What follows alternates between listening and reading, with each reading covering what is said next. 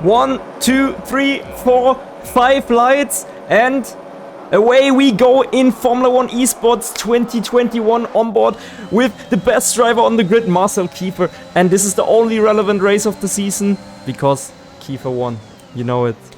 Well, aside from this ego hype. Welcome everyone. I didn't want to give you any introduction. We are jumping right into the action. This is the esports race that I forgot to upload. I wanted to save it for the end.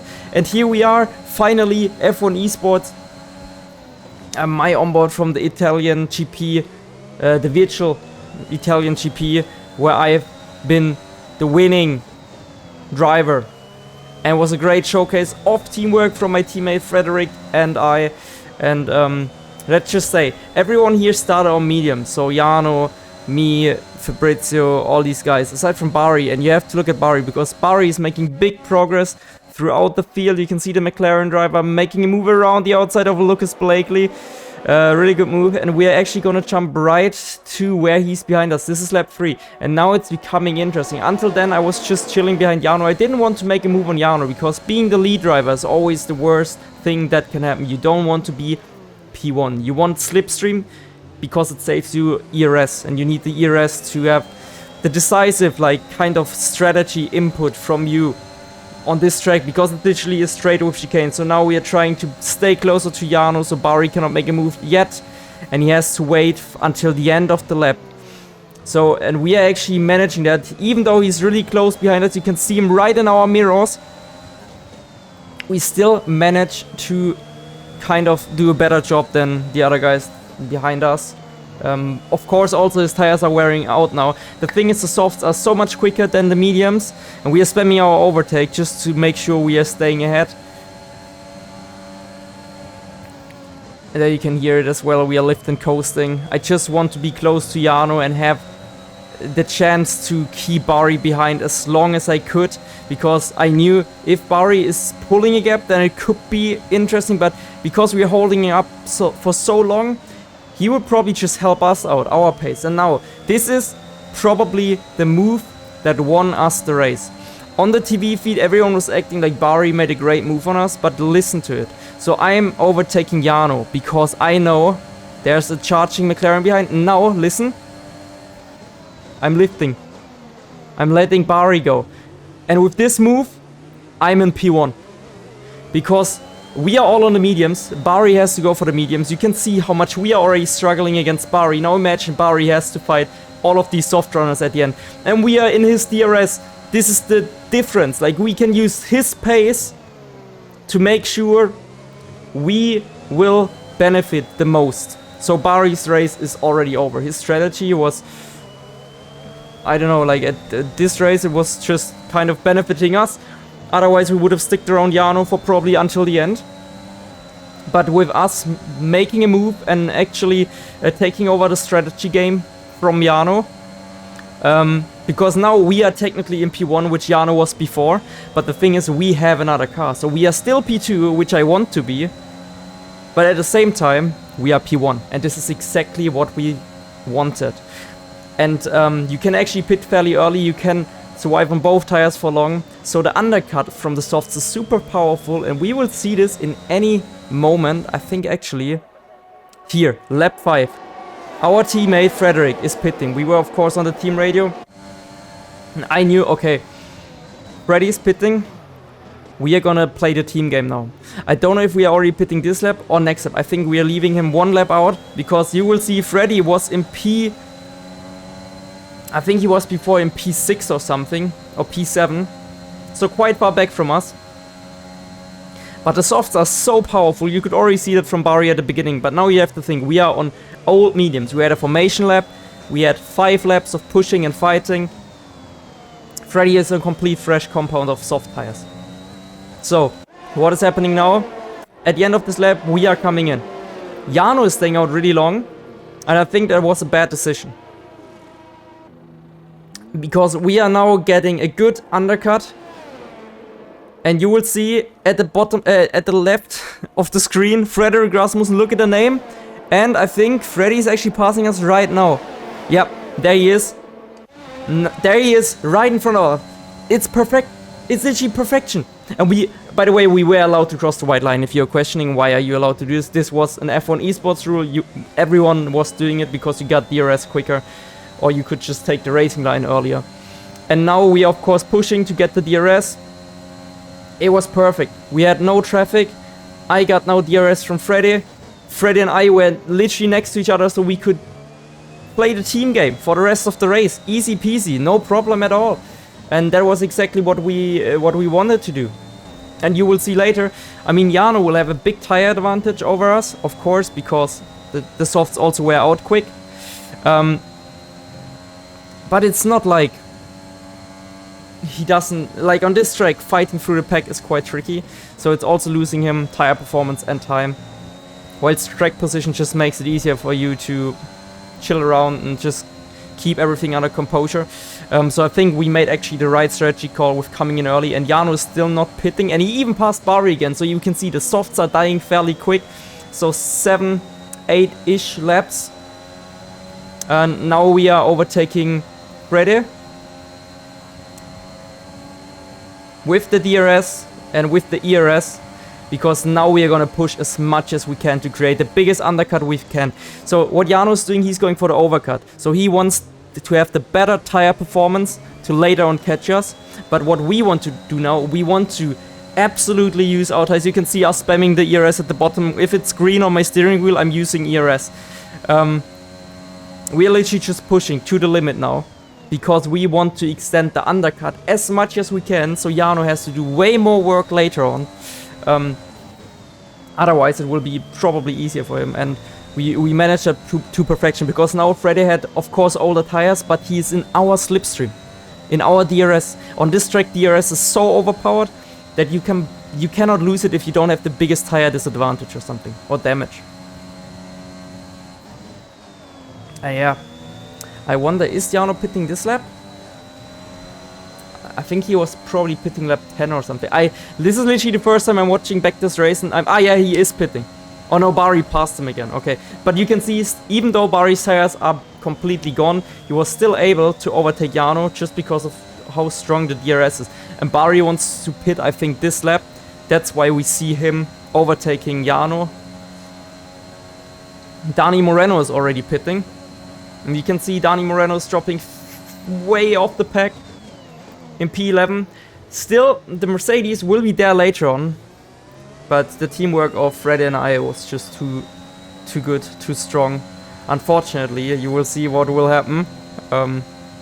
It didn't all plan out as we were hoping to. So, Jarno and Barry... No, Barry pitted. Jarno is still out. Or did I get something wrong? I think the delta is not correct, because we're definitely not 2.6 seconds behind Jarno. But I think Jarno's staying out one more lap. Yeah, we can hear Mercedes, and now Jarno's dropping through the pack. From P1 he is dropping down to P9, I think it is. Yep, P10. So he's so far back, he has to fight through everyone aside from Dani Moreno, because Dani Moreno is his teammate, he's not gonna make his life tough. But now we have to survive 8 laps with Freddy behind, and the thing is, we had Fabrizio Donoso in the back. Fabrizio was fighting like a madman, like he was going at it like crazy.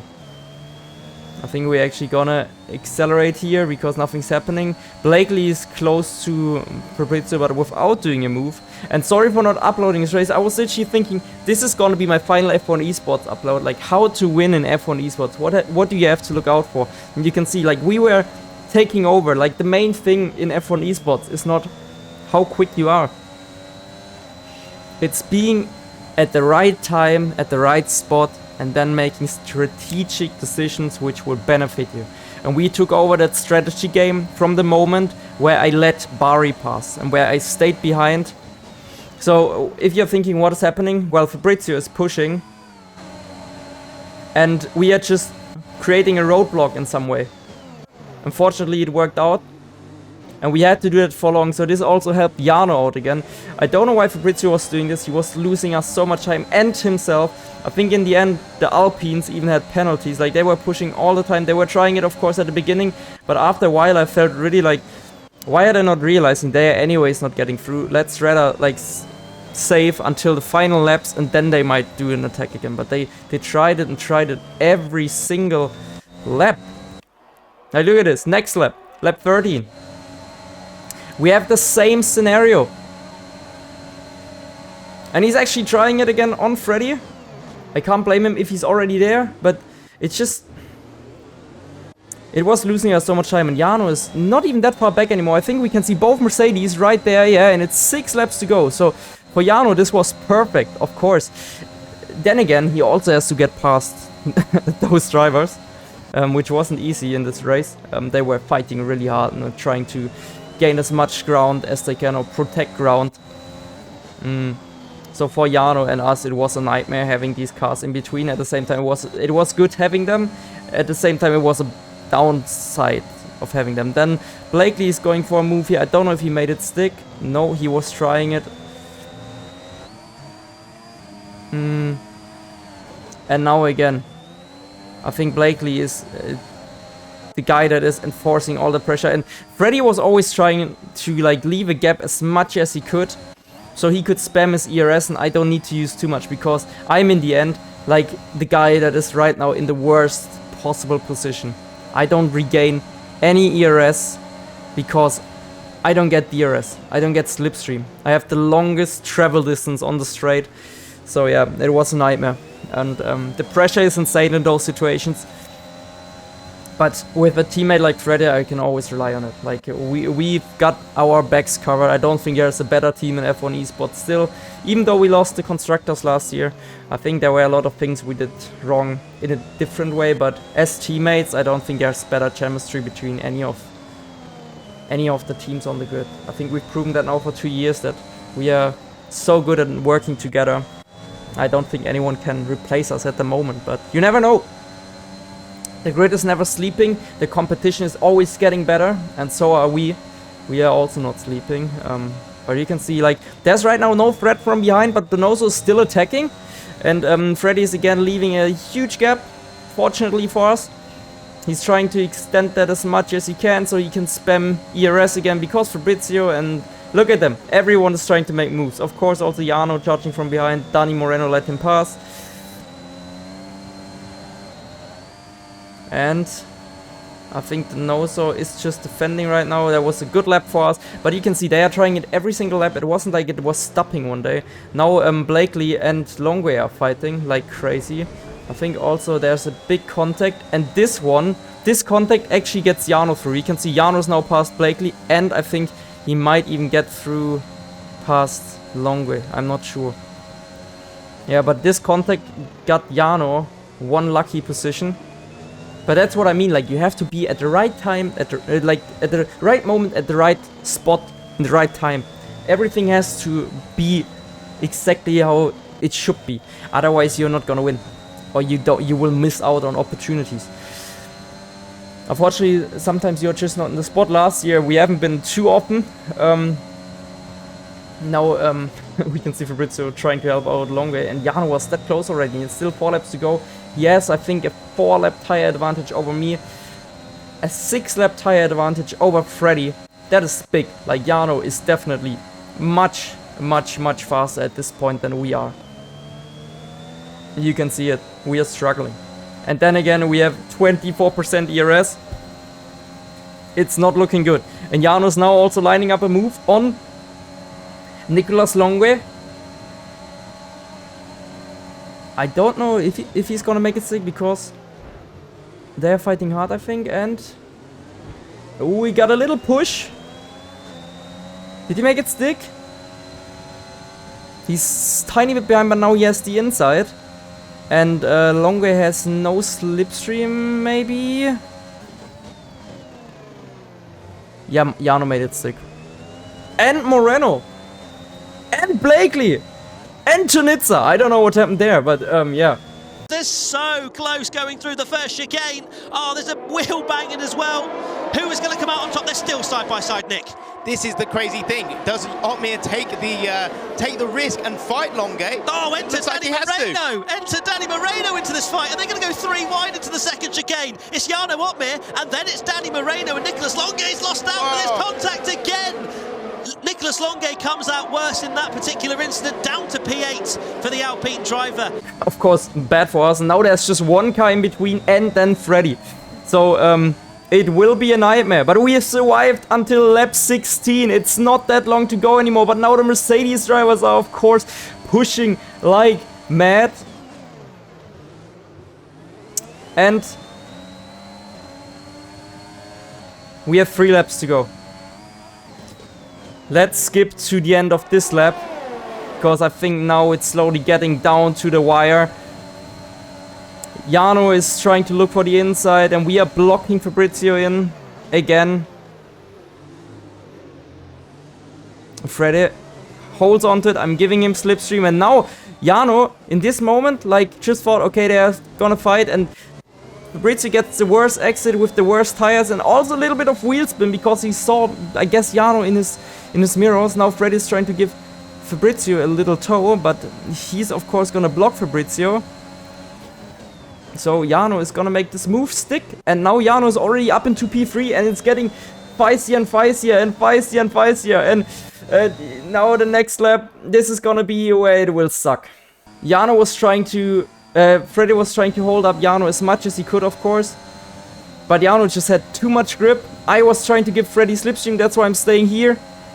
Freddy's actually getting a bit of tow, and with this, making it still side by side with Jarno. But he, of course, doesn't have the grip. Still has the slipstream now. And I'm giving him slipstream again. And you can see there is a gap to the inside of the track. I think this is where we messed up in the situation, but everything was going so fast. So Moreno is now taking that gap. If Freddy would have moved a tiny bit more, Moreno would have not made it through. At least not on track. And Moreno now in the lead ahead of Jarno. And whilst all of this is happening, you can see from behind, with Blakely and Tunitsa is taking Freddy out. What could have been a beautiful 1-2 or double podium turns into this. And now we are, of course, we are aware there's only probably one opportunity, but you can see we have 0% ERS. We are holding on for everything. This is literally everything. We were turning around the season.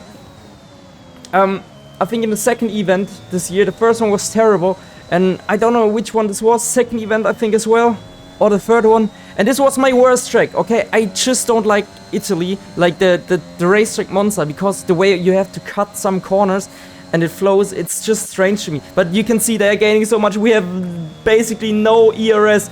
We're losing so much time. Our tires are dead. We are losing out. We are losing out. I'm trying to break the toe once more from Dani Moreno. It's not gonna be Jarno who's gonna take the lead, but Dani Moreno is right behind us, and we have still 0% ERS, just one corner to go. And with all of this pressure, we made no mistakes. Unfortunately, it didn't play out as it should have been as a team, but we are taking it to the line, and this is a beautiful, sensational victory in Formula 1 Esports. And yeah, what can I say? This was one of the most intense situations I've been in, because I didn't have Freddy behind me anymore. Of course, it was only half a lap to go, but you could see we had no ERS because we were always in the lead, and I knew the Mercedes were coming. They had so much better tires, so much more ERS, and it was just the pressure to the roof.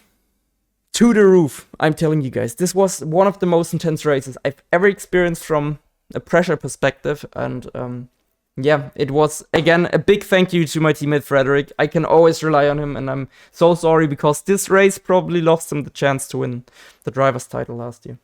I hope you've enjoyed this final F1 Esports onboard video from the 2021 season. It's finally here. I'm sorry that I didn't upload it until now. It took ages. Yeah, I know. But it just is what it is, okay? I messed up. I thought I uploaded. My teammate Liam said, hey, why did you never upload Monza? I was like, what do you mean? Well, he was right. Okay. But if you enjoyed this video, leave a like, subscribe, hit the bell. Also, I'm trying to also upload the onboards from this year in 22 Esports series. If we can, if it's on LAN, I have to figure out a way. If it's online, then no issue, I can just save the replays. But yeah, I hope you've enjoyed this, and I will see you in the next video. Take care, everyone. Peace.